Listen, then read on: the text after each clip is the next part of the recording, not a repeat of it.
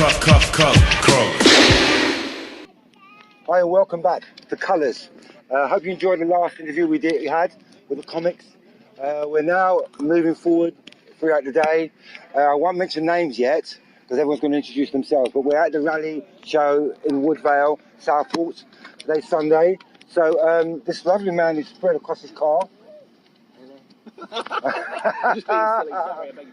Listen again, as I keep saying, people watching on YouTube, social networks, tell people at home who you are, a bit about your history and why. Who am I? Who am I? Who Actually, are you? who am I? Yeah, we'd like to know who you are. I don't know. I actually don't know who I am myself, but I mean, that's probably one of the best things about 2018, which is where we are. Oh, 2018. Oh, there's a giveaway, so that's the year, 2018. My name is Jonathan Thompson, I guess, and I'm supposedly one of Europe's biggest collectors of classic video games. So I made my name collecting Star Wars arcade machines, which I'm sure you remember. Of course I remember.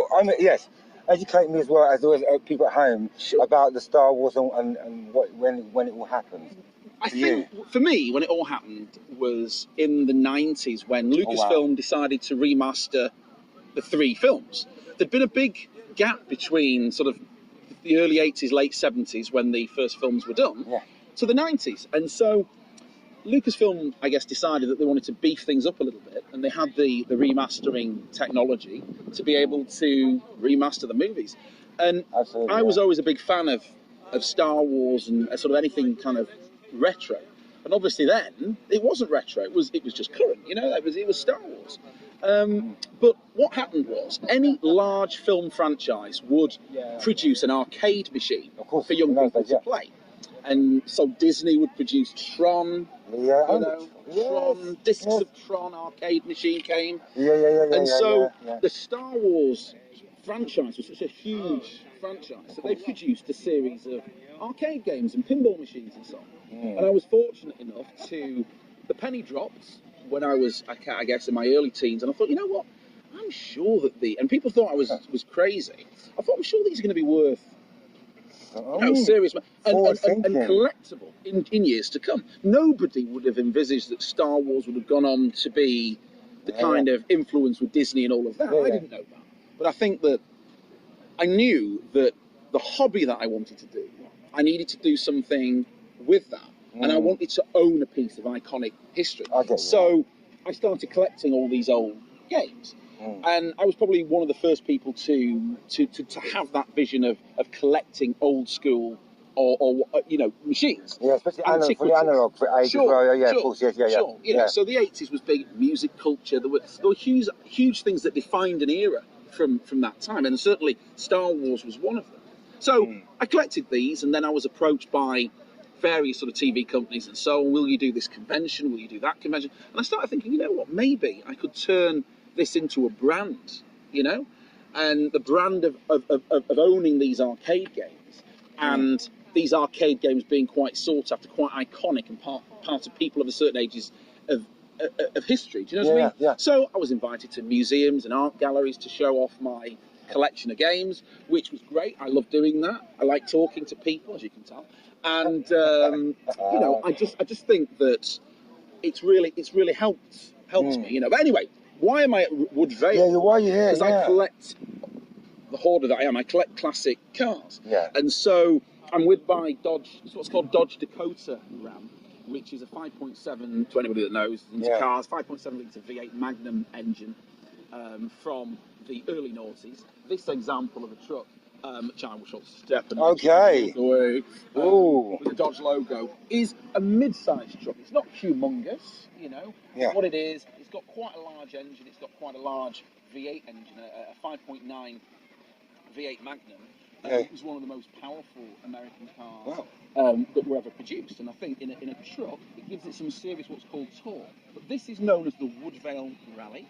It's started as on the airfield, the Woodvale airfield, I believe, and it's now moved to Victoria Park in Southport.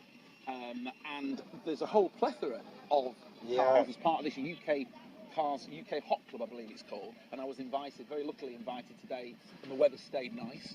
You know, yesterday was a bit of a washout, but today. But today, you know, is here, and so I collect things, and I collect classic cars. And a penchant of mine is is American cars. You know, Yeah. American cars for a long time. Why? Because my Uncle John had American cars, and when I was little, I used to look at it. Do you know what? My dad used to say, I shouldn't do this really, but my dad was African. Okay. And you know, he did his accent. What are you talking about? You are never going to be able to afford. You are never going to be able to afford it. You are just a young kid. You are never going to be. And that's what he used to say to me. And I said, do you know what, Dad? I'm gonna try. You're not going to try. Where I came from, you'll never. I said, listen to me. I love it. I said, I am gonna do it, right? My way, right? And so I did. You know, hopefully I did. And so here we are today. You know. And is that all mainly fed through your penchant for the games and stuff? Has that fed most of your... The penchant of... I love things from yesteryear. I'm very into retro. So I like the retro cars. I love, you know, the F-bodies, the Knight Riders, you know, the old school Pontiac Trans Am, Chevy Impala, Smokey and the Bandit. Oh, wow, we're running off now.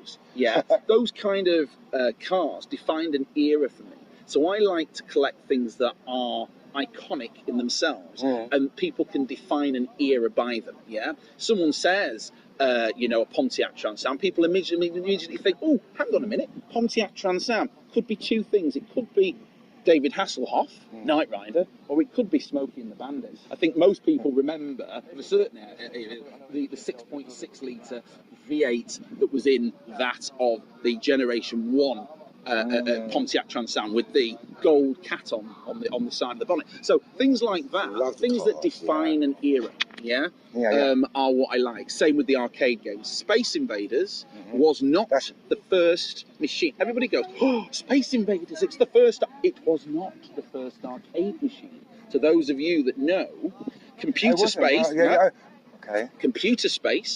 was one of the first analog arcade machines to be developed in the early 70s, okay? Around the same time as the first computer, even though the first computer was not developed in the 70s or in the 60s or in the 50s. The first actual computer that actually defined an age is that was developed during the war. Okay, and I'm sure you know the Turin, the story of Turin, so the truth is, to bring it back. I know I go on a lot, but to bring it back, the arcade business and the television that I've done, sort of children's TV and all of these other things that you can kind of read about. Everything that I do, I like to make things real. So you take a Marvel film, and I wanted to own a piece of that. I wanted to take a piece of that to the public domain, okay, that makes sense. And show the public something from the movie, okay? A pinball machine, an arcade machine, they can live the machine, it's interactive, they can get involved with it. And I like that. I like the public to be able to see iconic things. Because you just hear Wreck-It Ralph as well. Right, well, we did the Wreck-It Ralph premiere in London a few years ago, and Disney said, hey, we want a Fix-It Felix, we want... You know, all the characters that were in that movie had their own video games. Donkey Kong, Pac-Man. Oh, I remember Donkey Kong as well. Whoa. You know, so they took some of my games and they put them in the foyer of the cinema. And I did some talks and I did some interviews about how I came across all of this. And it just makes really good visual PR. You know, you hear a lot of just interviews and so on. But actually where people can visualise what they're doing at a premiere, I think it's a great piece of interactivity. I just thought, because the work I do, I suppose, I'm not sure familiar, is with young people and it's aspirations and the college I run. And what you mentioned that really hit a spot with me is that the husband, when your father said to you, "Oh, you're never going to cheat." Sure. So this is a message for any young person that's in at the age, and we've been working at his age. I've not worked out roughly, but I'm not going to. I've roughly worked at his age. But if there's a young person watching at home who's at the foothold of starting their career, maybe faulting their parents for saying, "Give up," or You've got to ignore them, because you are now in an era where you've got social media, you've got technology at your fingertips at a time when technology is right at the forefront of what it will do for you as a young person trying to do your career. And what you've got to do is don't let anybody dare to say you can't. There's no such word as can't, as the words of Yoda say, do or do not, for there is no try. Well, it's true, because there isn't, right? There is no try. You have to do it. And if you really believe it, and you believe in yourself, then you can do these things. You don't want to talk nonsense, you want to talk reality. If you feel you can do it, then you do it, and that's what what I honestly believe. I did that as well. It doesn't matter where you're from. You could be from, you could have any background. Okay, my background is definitely not a money background at all. I came from shall we say that Moss Side in Manchester wasn't far away from where I originally came from. The first school that I ever went to was right in the heart of Moss Side. Right in the heart of the hood. In the heart of the hood. In the heart of the hood. Heart of the hood. So because of that, okay, it doesn't matter. It don't matter where you come from. Yeah. If you've got aspirations, if you've got aspiration, you can do it. You can learn. You can learn how to talk language. You can learn all of them things.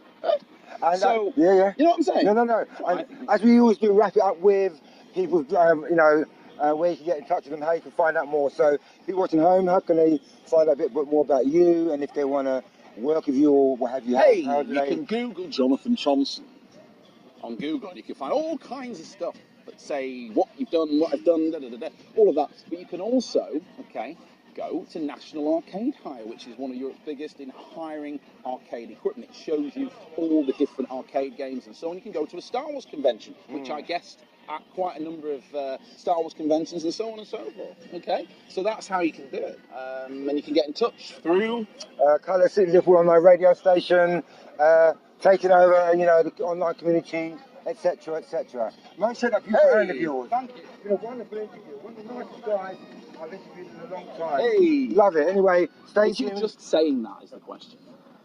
Stay tuned for some more colours at the Woodvale rally. Catch you later.